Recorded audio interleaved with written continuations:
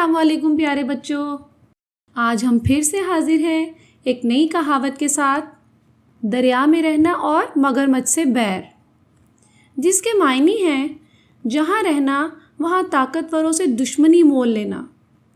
اس کہاوت کو بہتر طور پر سمجھنے کے لیے ہم اپنی کہانی کا آغاز کرتے ہیں۔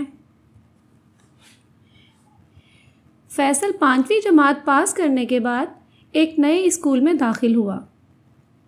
اپنی کلاس میں اس نے کئی لڑکوں کو اپنا دوست بنا لیا تھا۔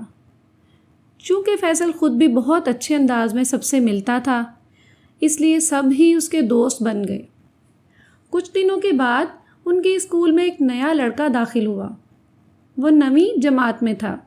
نام اس کا خالد تھا۔ خالد موٹا تازہ بالکل پہلوانوں کی طرح تھا۔ سب بچوں پر اس کا رعب و دبدبہ بیٹھ گیا تھا۔ اس کی صحت اور طاقت دیکھ کر کوئی بھی بچہ اس سے الجھنے کی کوشش نہیں کرتا تھا۔ بھائی جان، خالد سے سبھی ڈرتے ہیں، وہ بہت موٹا ہے، فیصل نے اپنے بھائی کو بتاتے ہوئے کہا۔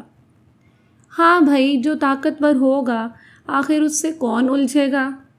اور ویسے بھی دریا میں رہنا اور مگرمچھ سے بیر، یہ کیسے ممکن ہے؟ فیصل کے بھائی نے ہنستے ہوئے کہا۔ جب بھی تو اسکول کے سارے بچے خالد سے دبے دبے رہتے ہیں اور کوئی بھی اس سے فالتو بات نہیں کرتا، فیصل نے بھی ہنستے ہوئے جواب دیا۔ تو بچوں، اب تو آپ سمجھ چکے ہوں گے کہ یہ کہاوت کس موقع پر بولی جاتی ہے۔ تو اسی کے ساتھ ہماری آج کی کہانی ختم ہوئی۔ تو دوبارہ ملیں گے ایک نئی کہاوت کہانی کے ساتھ۔ تب تک کے لیے اللہ نگہبان۔